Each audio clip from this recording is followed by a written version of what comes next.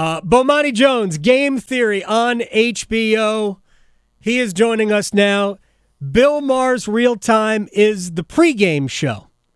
Not bad, Bo. Congratulations. I like the new hair, except I remember you when this was how you did it. Yeah, you've been through all the phases. Like, you were here before this is the new old new. I don't know which one. You were there before I had to surrender. Well, that's true. It was by choice. See, but it's always by choice. I mean, I just caught it early. That was the thing. Like, I caught it early when I did. I didn't quite have to do it, but it was probably a good idea.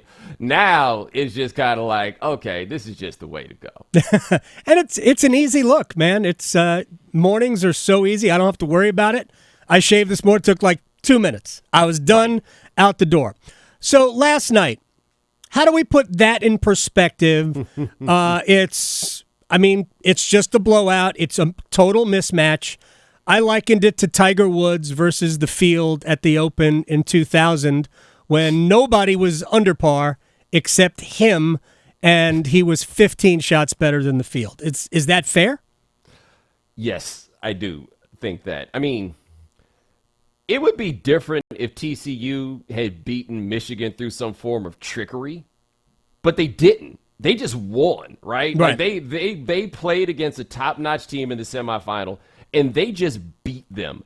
And they came out in this game and just got absolutely destroyed. It just looked patently and totally unfair. Mm-hmm. And I don't think it has anything to do with TCU. I think that there are probably 125 teams in the country who put them in that same game, maybe not lose 65-7, but lose in that same ballpark. I don't think there are very many teams that would have played a close game against Georgia.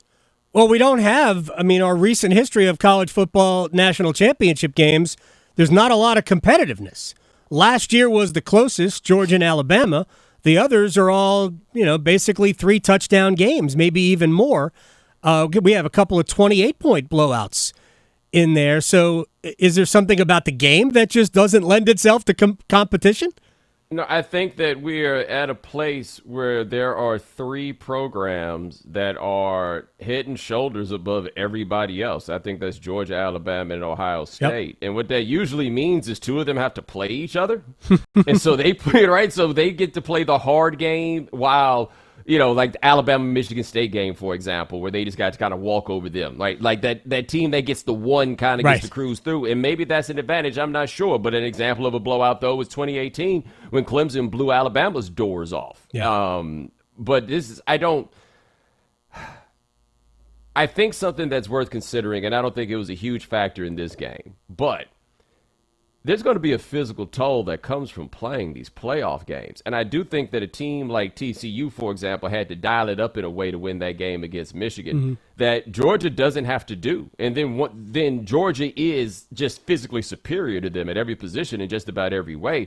They're much better built to play 2 more games of football than I would say that the other team would be. Yeah, last year, Georgia's best defensive line only had to play like 40% of the snaps because they had so much depth. And that's really what we're talking about, is a team whose 2s are probably better than TCU's 1s, especially at the point of attack. And that's really where they won the game. Anybody could have rushed for however many yards they wanted to rush for. The numbers are just insane. 254 yards on the ground. It was almost a point per play. They had like 70 plays and 65 points. It's just insane. Look, man, do you realize how good you have to be, not just for you to win 2 national championships with Stetson Bennett as your quarterback, but to make Stetson Bennett look as good as he did, right? Like, it's not as though Stetson Bennett has looked like he was along for the ride. What I think has happened with him is something that's kind of a broader observation I've had with quarterbacking over the last couple of years. When you look at a dude like Carson Wentz who used to be able to do it and then just suddenly can't. Like, it's golf. It's all these other sports where you just lose it in your head, right? Like, you have to be able to just go back there and be like, hey, when that dude makes this step, I'm going to throw the ball and it's going to be there and it's all going to get done. And the second those guys start questioning themselves, it all just falls apart. And for Bennett, he figured out, these dudes are always going to be open. Right. What in the world do I have to fear back here? Like, it's not like you look at him And we're like, wow, there's a level of physical talent that we underestimated, like Baker Mayfield, right? Former walk-on, and we did underestimate his arm, right? His size, but he had an elite college arm. Bennett doesn't have any elite college traits except for he makes them decisions. Bang, bang, bang, throw. Yeah. Let me fold this into a conversation about quarterbacks, especially in the NFL. Because what we're finding out is that over time, the college game does a poor job of getting these guys ready for the NFL. A terrible job at doing it. It's not their job to do it. So I'm not even mad at, like, I'm not sure Trevor Lawrence is going to be great. He's got all the physical gifts, right? But, I mean, I watched the game against Tennessee, and I thought he was mediocre at best. That's probably giving him a break. That got him into the playoffs, got him for the first time in however many years.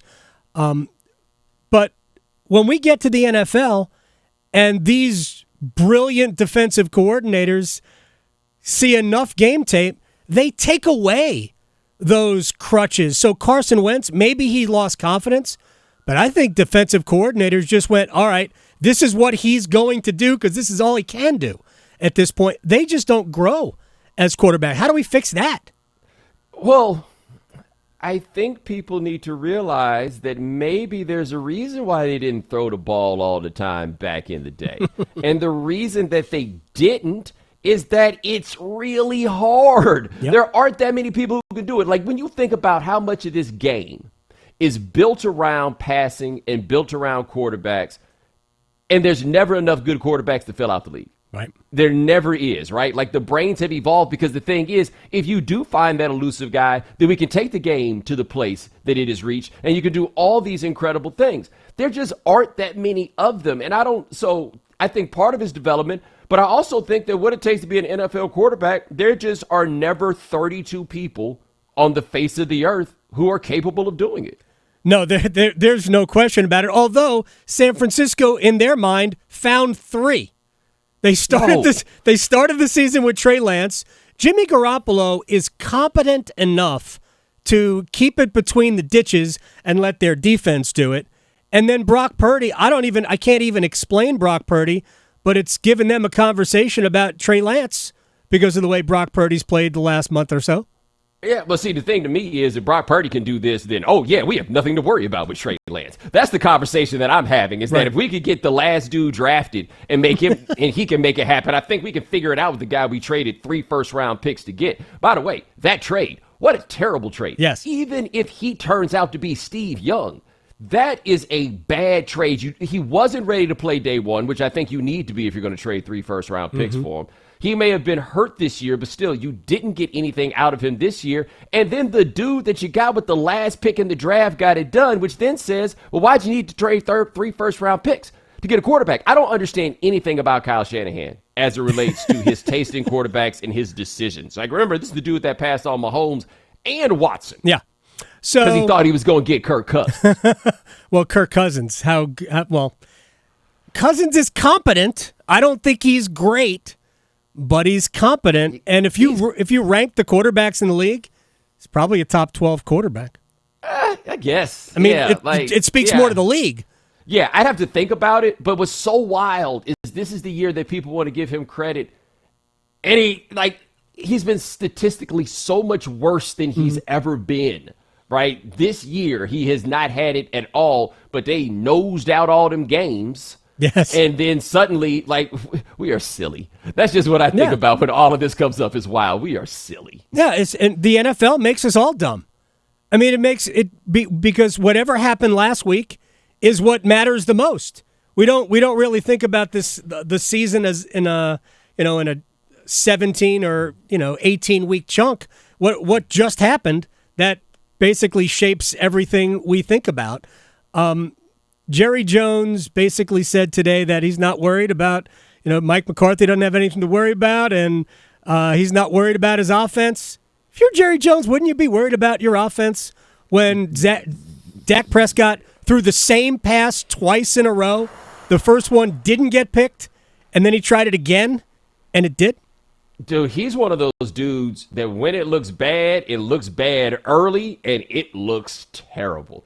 But he's also one of those guys that when it looks bad early, and the solution always seems to be, well, just keep on throwing the ball. Like whenever he's bad, I'm like, wow, how many passes is that? They just keep seeming to go for it. Like I thought the thing he said about McCarthy though was, they said, will this game basically be some referendum on McCarthy? He said, no, he had a bigger sample to evaluate from, which was true, but I did not take that to mean that Mike McCarthy can't get fired. Now, one thing I do think, though, about Jerry's not quick on the fire trigger. He never has been about that. He's not going to fire Mike McCarthy if they lose that one. This is going to be the quarterback they have if they lose that one. But they do need to be worried about the offense at some point. Yes, like this is a thing. They should be running their offense like Tennessee runs their offense when it's going well.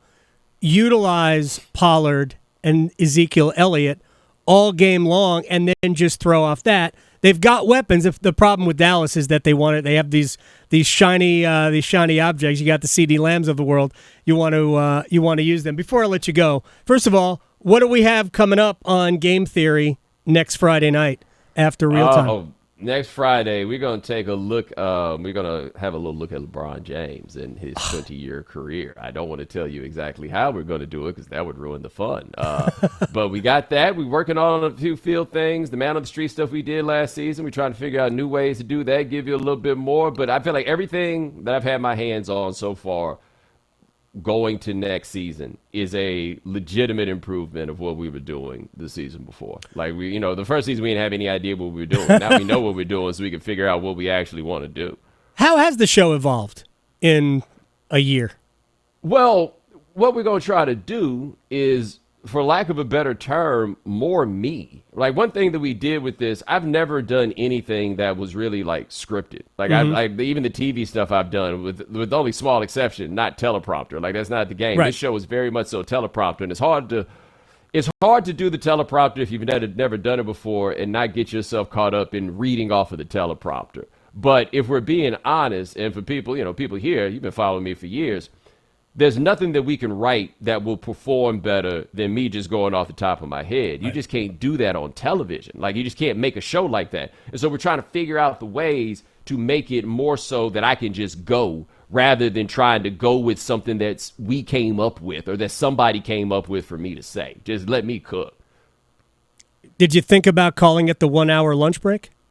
It's only 30 minutes. That's all we got. The 30-minute lunch break. 30-minute coffee break. Decaf break at 11 o'clock Eastern. All right, real quick. You did a piece on Deion and the HBCUs, which I thought, and it crystallized it for me and a lot of people who I think watched it, because if I get this right, your opinion is that the emphasis on sports is not what HBCUs, and I appreciate you having your mom on, but she should have been on longer. Why did you only give mom, 90 seconds? Was it even 90 seconds? Hey, I didn't have a vote on that. All right, that seemed, I wanted more of your mom on the show, but is that a fair assessment from your point of view? Yeah, that sports team is a luxury. Like this is not a luxury property, these schools. These are not luxury entities. The tens and hundreds of millions of dollars it's going to take for one school, let alone all of them, to get up to the level of competition that we're talking about. There's just a whole lot of other stuff that needs to get done first. And that, when I started getting backlash about what I was saying about Deion at every turn, especially most recently, I'm like, so what if they were good at football? Right. Who cares? Like, this isn't a big deal at all. Like, hey, I know they did a little better this year, but go over there to Duke. I don't care if they're good at football. Right. It would be nice. Right. I don't care. Right.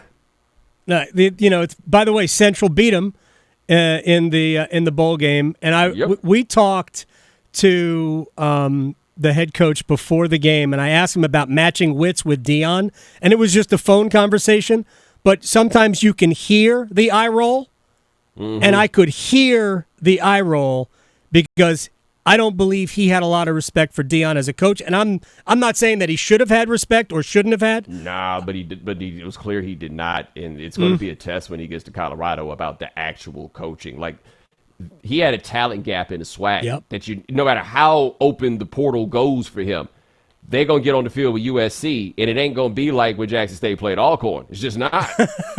No, well, although in the Pac, first of all, Southern Cal's not going to be there very long, right? Southern Cal and UCLA are leaving, and who knows who else is going to be left in a few years if somebody else decides to leave.